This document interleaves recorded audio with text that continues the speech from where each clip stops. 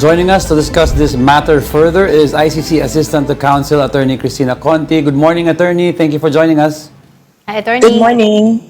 All right, Attorney, with this development, no, ano yung reaction niyo po dito? Well, certainly it's welcome. It was a pleasant surprise for us to hear about the names of co-perpetrators way ahead, at least a week before the actual confirmation of charges. We had expected names to be put forward, but during the hearing na. So, because I mean, you cannot discuss the charges against Duterte without talking about co-perpetrators. That's right. And it would be ridiculous to say blank blank assisted, blank blank did this. So we were expecting some names to be dropped during that hearing, but apparently all of the parties involved, the court, the prosecutor, and even the defense saw the need or the helpfulness of having these names put forward. So now we have a more comprehensive picture coming into the hearing. Okay. Were you surprised, Attorney? Because although we all know they are all linked to Duterte in some way, but parang initial reports came out, parang si Bato lang and si former PNP Chief Albayalde. No? Senator Bongo is even there. Were you surprised that the other names came out? Well, not really, in the sense that these are persons alleged to have assisted Duterte, not really persons who will be covered by a warrant or who are being covered by the case. Hindi naman ganun yung itsura nito na co-accused or co-conspirator sila as we know it. This is more of they're supporting actors in a story that is being told where Duterte is the lead, siya yung bida. So, kailangan banggitin yung supporting actors. So, for us even, there should have been more names put into the list because these people assisted Duterte. But as it appears, this team of 8 were most crucial in making the war on drugs effective. Wait, before, just like to clarify that, no? Kasi co-perpetrators. So, what's going to happen in terms of paano yung cases against them? Are they going to be tried sabay-sabay, or will they go to individual processes just like the former president? So at this point, they are not accused nor suspects even in this case. Right. So there are no charges against them, and if we were to look back further, there are no warrants of arrest against any of them. Kaya po warrant of arrest o kaya charges kasi dun may ebidensya ng naipresenta. You can only secure a warrant, you can only obtain a warrant if there is reasonable basis to believe that a person committed crimes against humanity within this context. As of now, as far as we know, wala pa namang warrant against any of them. If ever, pwedeng baka na-apply, baka may draft, pero wala pa yung issued warrant. We just have to wait. Now, the thing is, will the ICC proceed or is the ICC compelled, even, ganun pa nga, to proceed against all of them? No. It would be upon their discretion to determine who would be quote-unquote most responsible. When you say most responsible, sorry, but it's not that kumbaga grammatically correct. Kasi when you say most responsible, is it just one person? It could be several persons. The way they define most responsible is these are persons who could have prevented or stopped the commission of the crime. Kumbaga, yung pinaka-ulo, pinaka may say doon sa pangyayari. At pwedeng hindi lahat, pwedeng ilan lang, pero depende yan sa prosecutor kung paano nila i-execute or ipoproseso. Pero ang malinaw, as of now, from the point of view of the commission of the crime, so the theory of the prosecution is when the crime was committed, these persons will involve. Kaya this is not only a challenge to the ICC, but also to the domestic legal system. Right. How How do we now go after these perpetrators? That's the other side of complementary that we can talk about. Well, what is the significant impact or implication of including the former Justice Secretary Vitaliano Aguirre doon sa listahan ng mga co-perpetrators? Well, first, why was he included? It's because he not only did he make statements while Duterte was mayor, he was lawyer personally in his capacity as a lawyer. He lawyered for those accused of killings during the DDS era. So ito yung Davao killings. And then he was Secretary of Justice during the time that Duterte was president. The Secretary of Justice is required, mandated to investigate cases. Well, this is his defense that should be brought before them by the police. However, there would be wide-ranging powers on the part of the Secretary of Justice to investigate allegations of killings, lalo na kung ganito kalala. Kaya, ang isang sinasabi ng ICC, hindi lang kasi simpleng implementation ng issue dito, kundi ang pagpapaniguro na may impunity o kawalang pananagutan. At yung personal na partisipasyon ng mga taong ito, kabilang na si Aguirre, ay para magbuo ng environment ng kapanatagan dun sa lahat na kung hindi man inutosang pumatay, pumatay dahil alam nilang hindi sila mananagot. Kumbaga, attorney, by including the former DOJ secretary, parang you're saying na there's a reason kung bakit dapat talaga nasa ICC ito. Because there's really no way. Common plan. There's really no way that this could have been tried in the Philippine system because you have the DOJ secretary also turning a blind eye and parang although hindi siya nasa implementation, nakatingin sa kabila. Yes, at kabilang din dyan, yung, kumbaga, pwede nating mahalin tulad, andyan yung NBI chief, nandyan yung PIDEA chief. That's right. These are units that could have checked the PNP in its actions, especially as in drug operations, it's the PIDEA that should have taken the lead. Nung panahon ni Duterte, nilipat sa PNP yung lead. Yeah. Kaya medyo yung mga tao, parang akala nila normal na may PNP. Hindi po, PIDEA talaga dapat ang lead dyan. May mga protocols, etc. Kaya sa pangkalahatan, parang naluto. Kumbaga, sinisigurado nila na kumpletos recados.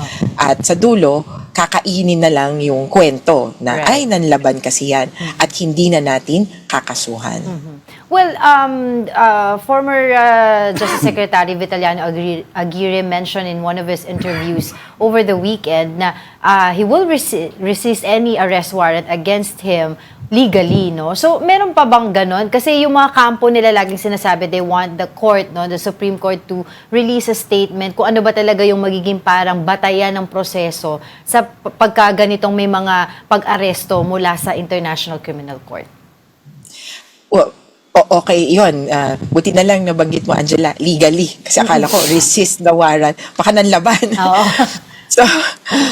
So yes, they can do that. But then, just a guidance, and I hope they look through the Rome Statute and all other laws, especially those in the Philippines, kasi kung dito sila mag-i-invoke. Because the Rome Statute specifically provides that any question about its jurisdiction, about its legality, invalidity, should be addressed to the court.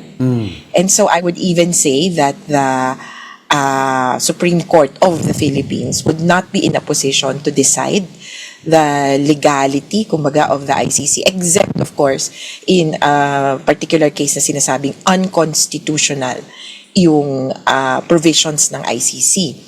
Pero ang tagal nating naging miyembro niyan, ang tagal nating nataklaw niyan. Kaya it's kind of moot at this point. However, of course, pwede pa nilang sabihin na bakit mag-exert ng powers yung ICC sa atin habang hindi tayo miyembro. Again, on that point, nag-decide yung ICC pre-trial chamber just last month, I think. They said that, November. They said that the ICC continues to exercise jurisdiction only over a small area. Yung portion lang na the ICC can look into cases or the incidents of war on drugs, killings, and other inhumane acts between 2011 hanggang 2019. Narrow portion of so many other crimes that they could investigate. Pero attorney, paano yung, medyo tricky kasi ito yung kay Senator Bato and kay Senator Bongo, who are sitting senators, no? How do we effect kung magkaroon, alam ko wala pang warrant, but how do we then effect a warrant of arrest towards two sitting senators? Well, technically, sitting senators do not enjoy like absolute immunity. And in the same way that there is no presidential immunity recognized before the ICC, kahit presidente pwede niya. So a sitting president ipahuli. pwede?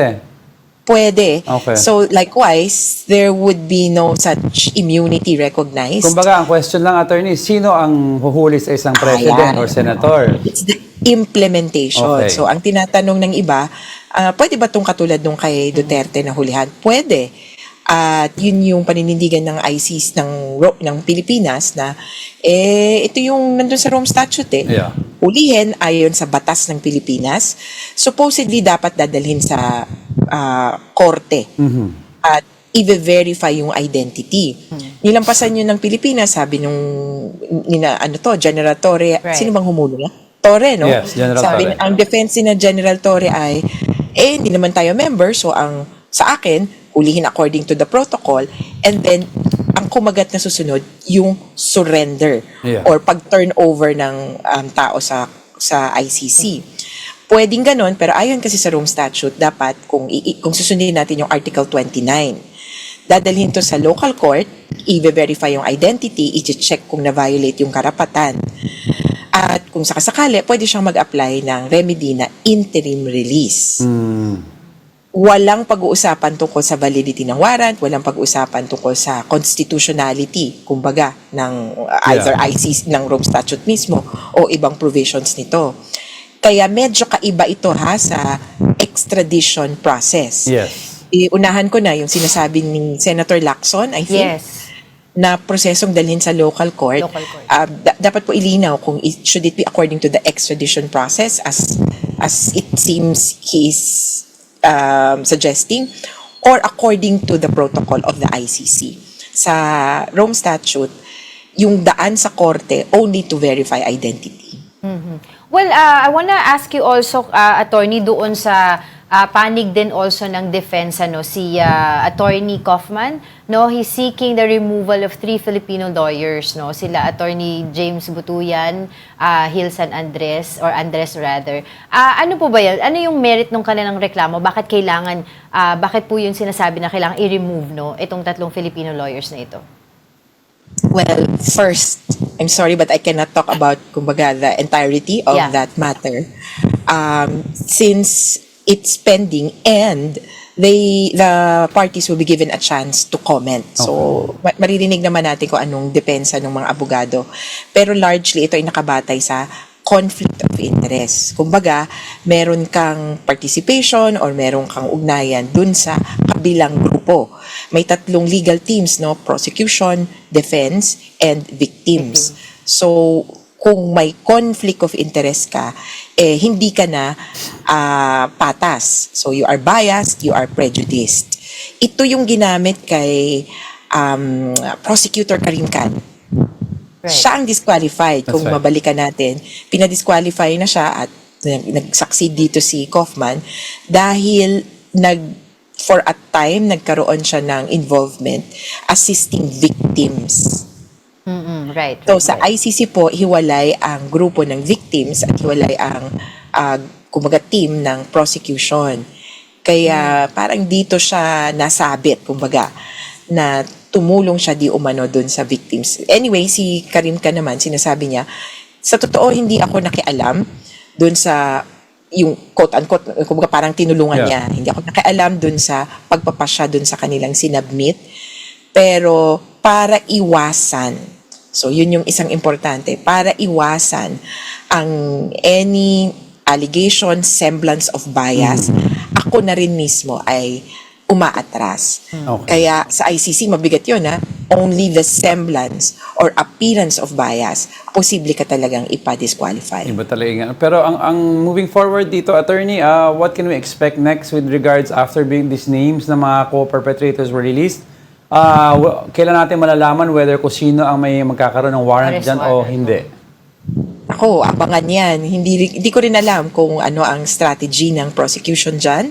At ako, umaasa lang ako na at the least meron kay Senator Bato de la Rosa kasi imposibleng mag-trial nang hindi kinikilala yung ama ng Tokhang, di ba? Kaya aabangan natin kung paano nila i-determine kung sino yung kaya or sino yung dapat pang ICC at wag nating kakalimutan, sino yung para sana sa local court. Okay. So there is a challenge to the local government as well to ensure that they also fulfill their side of the bargain, which is to ensure that investigations and prosecutions also go against those who are hindi most responsible, who are medyo more responsible, and also the responsible. Lahat ng sangkot, kumbaga, dapat managot. Alright, but very quickly na lang po, as we speak, tuloy na tuloy naman po ang confirmation of charges ni former President Rodrigo Duterte on February 23. Yes, dapat. At ngayong araw lalabas yung mga pangalan ng makaka-reserve or reservation sa seats, yung makakapasok sa loob ng gallery, public gallery sa taas kasi 100 names lang yun, more or less. So, as far as we know, nothing is going to stop February 20. But is he obligated to appear in person or via Zoom ulit katulad nung first official appearance niya? It's his choice. So, lagi yung may katawan ang may kapasyahan. He can actually waive his appearance explicitly under the rules. Kasi nga, hindi naman to trial. Right. At ang pag-uusapan, ano yung kaso. He could appear before the court, and this is preferable, in person, but he could also opt not to appear. In the middle ground would be, he could appear via video call. Ayun. Alright. As always, maraming salamat po sa inyong oras and insights, ICC Assistant to Counsel, Attorney Cristina Conti. Magandang umaga po. Morning, ingat.